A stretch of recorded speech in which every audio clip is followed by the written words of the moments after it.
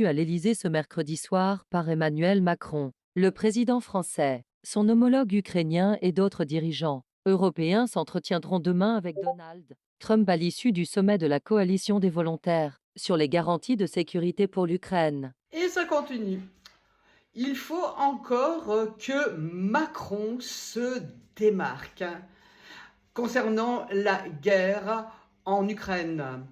Troupes au sol en Ukraine, il s'est encore exprimé hier en indiquant que nous sommes prêts, nous, Européens, à apporter les garanties de sécurité à l'Ukraine et aux Ukrainiens.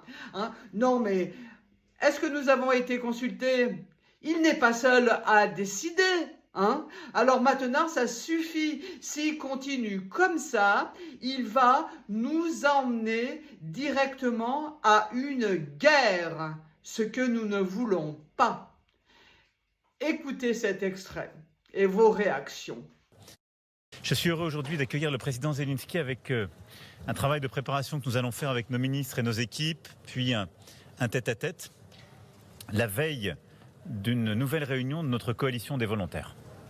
Demain, nous aurons autour de nous plusieurs dirigeants européens et avec nous par visioconférence sécurisée, les autres dirigeants européens mais aussi du monde entier, les 35 contributeurs de cette coalition des volontaires. Et nous viendrons consacrer au niveau des chefs d'État et de gouvernement le travail qui est conduit depuis le sommet de Washington de la mi-août par l'ensemble de nos chefs militaires. Travail qui me permet de vous dire aujourd'hui que nous sommes prêts, nous, Européens, à apporter les garanties de sécurité à l'Ukraine et aux Ukrainiens le jour où une paix est signée. C'est l'engagement que nous avions pris à Washington. Les contributions qui ont été préparées, documentées, confirmées cet après-midi au niveau des ministres de la Défense de manière extrêmement confidentielle me permettent de dire, voilà, ce travail de préparation est achevé, il sera maintenant endossé politiquement et il nous permet de manière solide, et nous reviendrons vers vous demain après ces réunions et ces échanges, de dire que nous sommes prêts à une paix robuste, durable pour l'Ukraine et pour les Européens. Stop à cette provocation!